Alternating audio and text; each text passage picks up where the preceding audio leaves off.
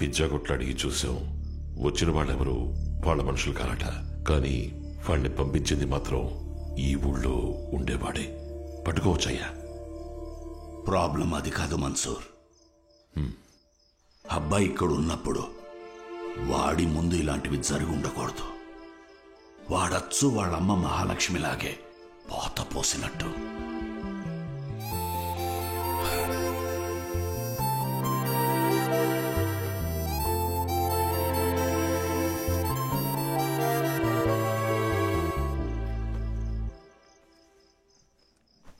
Hera, ఒక వారం ఉంటానని చెప్పి అప్పుడే బయలుదేరుతున్నావు? ఓహో, గర్ల్ ఫ్రెండ్ ఫోన్ చేసిందా ఏమిటి? చేసే ఉంటుందిలే, బాంబేలో ఉంటున్నావు కదా, ఇవన్నీ సహజం. ఇది నేను మీ అమ్మ కాలికి తొడిగిన మెట్టే. నా జీవితంలో నేను తలదించుకున్నది తన కాళ్ళ దగ్గరే. ఏ ఒక్కరూ తనకు ఎదురు చెప్పలేరు. తను నా మహారాణి. అలాంటి అమ్మాయిని నీ కంటపడితే ఇది ఆ అమ్మాయికి తొడుగు. నీ మనసులో అలాంటిది ఏమీ లేదు అని చెప్పు. నాకు తెలిసిన అమ్మాయి ఉంది, వెళ్ళి చూద్దాం. ఏం మాట్లాడుతున్నారు నాన్న మీరు? రక్తంతో బతకడం అలవాటు అయిపోయిందా? చాలా మంది దెబ్బలు తగిలి హాస్పిటల్లో ఉన్నారు. ఒకటి ప్రాణాలు పోయేలా ఉన్నాయి. మీరు నా పెళ్లి గురించి మాట్లాడుతున్నారు. కాస్త బయటకు వెళ్ళి చూడండి నాన్న. ఎంతమంది మీకు శాపనార్థాలు పెడుతున్నారు. నాకే తగులుతాయి నాన్న ఇంతకాలం మీరు చేసిన పాపాలన్నీ. రక్తంతో తెరిచిన దెబ్బతోనే నేను పెరిగాను, తిన్నాను, చదివాను. ఇప్పుడు ఆలోచిస్తే నా మీద నాకే కోపం వస్తోంది, అసహ్యం వేస్తోంది. మీకు దండం పెడతాను నాన్న, ఇలాంటివి చాలు. వాళ్ళందరినీ పంపించేయండి, కనీసం ప్రాణాలతో ఉంటారు. నేను చెప్పినా నీకు అర్థం కాదు. మా బతుకులే అలాంటివి. దీనింతటితో ఆపలేము, మార్చలేము. వీళ్ళు తిరిగి వెళ్లాలన్నా కొంతమందికే ఇళ్లున్నాయి. మిగతా వాళ్ళందరికీ ఇదే వాళ్ళ ఇల్లు, ఇదే వాళ్ళ కుటుంబం. నువ్వు నా కన్న బిడ్డవైతే వాళ్ళు నేను పెంచిన బిడ్డలు. నువ్వేంట్రా ఇలా మాట్లాడుతున్నావు? మరి నన్ను మాత్రం ఎందుకు బాబాయ్ పంపించారు? నన్ను మాత్రం ఎందుకు చదివించారు? నా వయసులో ఎంతమంది ఉన్నారు అక్కడ. వాళ్ళని మీ కొడుకులు అనుకుని ఉంటే వాళ్ళు బాగుండేవాళ్ళుగా. ఇవాళ శారదమ్మ నన్ను హాస్పిటల్లో అడిగింది, మీ నాన్న మీ చేత గతి పట్టిస్తారా అని.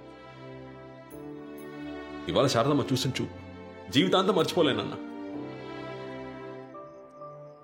నేను రేపు వెళ్ళిపోతాను నాన్న, ఇంకెప్పటికీ రాను.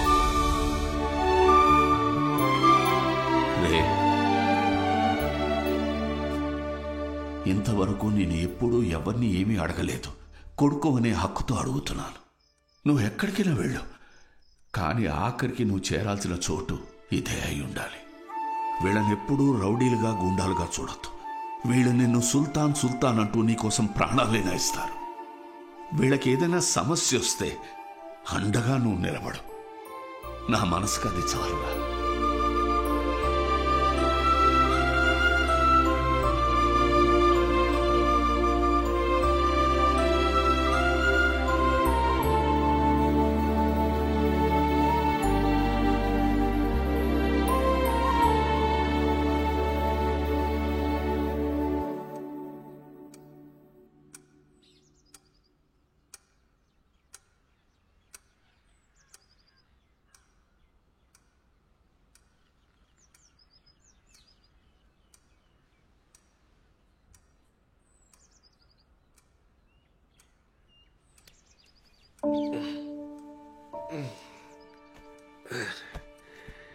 ఏంటి మావయ్య?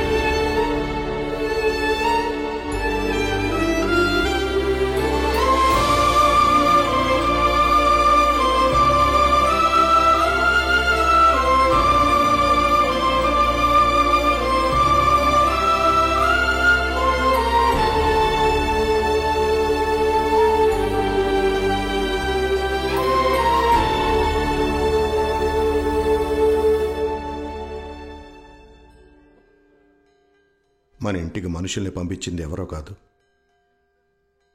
పోలీసు వాళ్ళే. అవును బాబు, కొత్తగా వచ్చిన కమిషనర్ మహేందర్ రెడ్డి. అవును సార్, పెద్ద ఆయన్ని లేపాలన్నది టార్గెట్. కానీ ఇప్పుడు మీ ఇంట్లో ఉన్న పెద్ద తలకాయలందరినీ లేపేయాలనుకుంటున్నారు, అది కూడా 10 రోజుల్లో.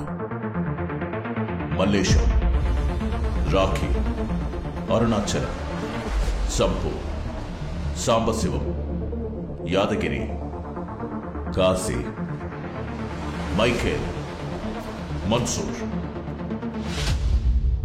సేతుపతి తర్వాత రౌడీ అన్నవాడెవడు తలెత్తకూడదు. అందరినీ షూట్ చేసి పారేయండి. I want my city clean.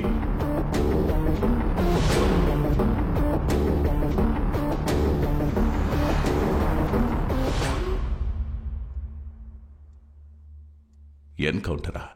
కాదే, నాకు గ్యాంగ్ వార్ అని చెప్పారే. సేతుపతి వాళ్ళ ఇంటికి రౌడీని పంపే ధైర్యం ఈ ఊళ్ళో ఎవరికీ లేదు. వచ్చింది పోలీసులే, నాకు తెలుసు. సుల్తాన్ ఉన్నంతవరకు ఏది వద్దని చెప్పారు కదా, ఎందుకు తొందరపడ్డారు?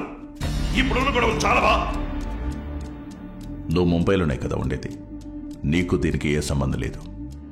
బయలుదేరు. పోరా.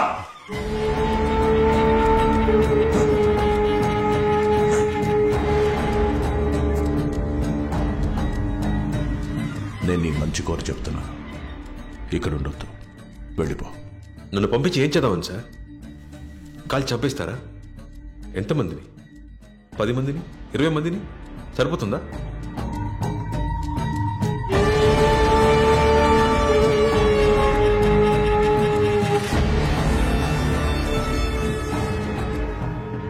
నాకు తెలిసిన ఈ విషయం వాళ్ళకి తెలిసి ఏమవుతుందో మీకు తెలుసు. వాళ్ళ కానిస్టేబుల్ అయినా ఒకటే, కమిషనర్ అయినా ఒకటే. బెదిరిస్తున్నావా? మీ నాన్న స్థానంలోకి రావాలనుకుంటున్నావా? లేదు సార్, అవకాశం ఏమంటున్నాను. మీరు వాళ్ళని చంపాలనుకుంటున్నారు, నేను వాళ్ళని మార్చాలనుకుంటున్నాను. వాళ్ళనా? వాళ్ళని మార్చలేవు. వాళ్ళ మీద వారానికి 100 కేసులు వస్తున్నాయి. మారుస్తావా? వైలెన్స్ వాళ్ళ రక్తంలోనే ఉంది. వైలెన్స్ వాళ్ళ రక్తంలో లేదా సార్, వాళ్ళ బ్రెయిన్లో ఉంది. నట్లు బోల్టు ప్లేట్లతో తెలివి ఫీలింగ్స్ లేని రోబోట్ని కూడా నేను చెప్పింది చెప్పినట్టు చేయించగలను. నా మంచి చెడు చూసి నన్ను పెంచిన వాళ్ళు నా మాట విని నేను చెప్పినట్టు చేస్తారు. వాళ్ళు ఇలా అయిపోవడానికి మా నాన్న కూడా ఒక కారణం సార్. అందుకే వాళ్ళని మార్చాలనుకుంటున్నాను. ఒక అవకాశం అండి సార్. నువ్వు మహాభారతం చదివావా? మహాభారతంలో కృష్ణుడు 100 అవకాశాలు ఇచ్చినా కౌరవులు మారలేదు. ఆయనే వాళ్ళను చంపేశాడు.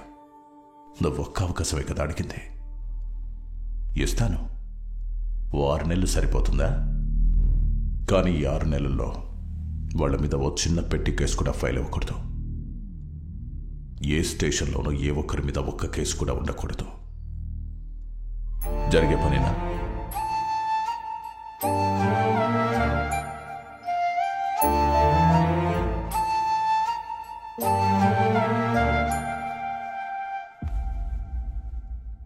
గుర్తుపెట్టుకో, ఒప్పందం మీరితే నోబడీ కెన్ సేవ్ దెమ్. మహాభారతంలో కృష్ణుడు పాండవుల వైపు నుంచున్నాడు. అదే కృష్ణుడు కౌరవుల వైపు ఉంటే వాళ్ళకి నేనున్నాను. అదే మహాభారతాన్ని ఒకసారి యుద్ధం లేకుండా ఉంచుకోండి సార్.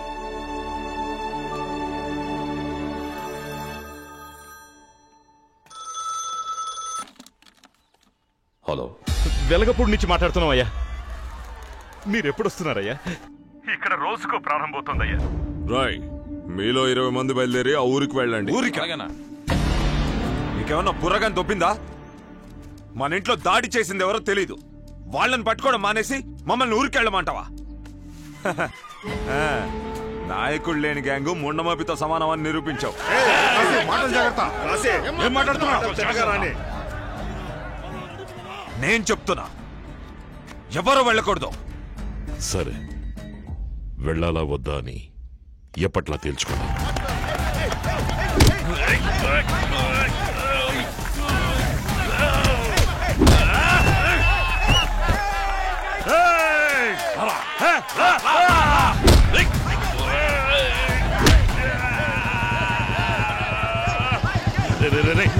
ఆపండి. ఎందుకు ఆగారు? పర్లేదు కానివ్వండి. అది కాదు బాబు. బాగా ప్రాక్టీస్ చేసి అందరినీ కొట్టండి, నరకండి, చంపండి. ఆయనపై 3 రోజులు కాలేదు ఇంకా. మీరు అసలు మనుషులేనా? ఇలాంటి పనులు చేసి ప్రశాంతంగా తిండేలా తింటున్నారు. రక్తం వాసనకి వాంతి రావట్లా? ఇక్కడికి వచ్చేటప్పుడు ఎంతో ఆనందంగా వచ్చాను. ఇప్పుడు అసలు ఎందుకు వచ్చానని ఉంది. ఇప్పుడు చెబుతున్నాను వినండి. నేను ఇక్కడ ఉన్నంత వరకు ఎవరైనా కత్తి చేత పట్టారో ఆ నిమిషం మీరెవరో నేనెవరో. నేనున్నంతకాలం ఈ గడప తొక్కను, మీ మొహాలు అసలు చూడను. తప్పుకో. ఏంటి జపాన్కి రావా? పిచ్చెక్కిందా నీకు? మచ్చా ఇది నీ డ్రీమ్. దీనికోసం నువ్వు చాలా కష్టపడ్డావు. వీళ్ళందరూ ఎవర్రా? ఆఫ్టర్ రౌడీ గ్యాంగేగా. ఇంకేం ఆలోచించుకో, బయలుదేరు. నీకు వీళ్ళు రౌడీలు కావచ్చు, కానీ వీళ్ళే నా సర్వస్వంరా. వీళ్ళ చేతి ముద్దే తిన్నాను, వీళ్ళ ఒళ్ళోనే పడుకున్నాను. అన్నీ మర్చిపోయి ఎలా రమ్మంటారా నా వాళ్ళని చెప్పుకోవడానికి? నాకు ఇంకెవరు మిగిలి ఉండరు. నువ్వు వెళ్ళు, నేను రాను.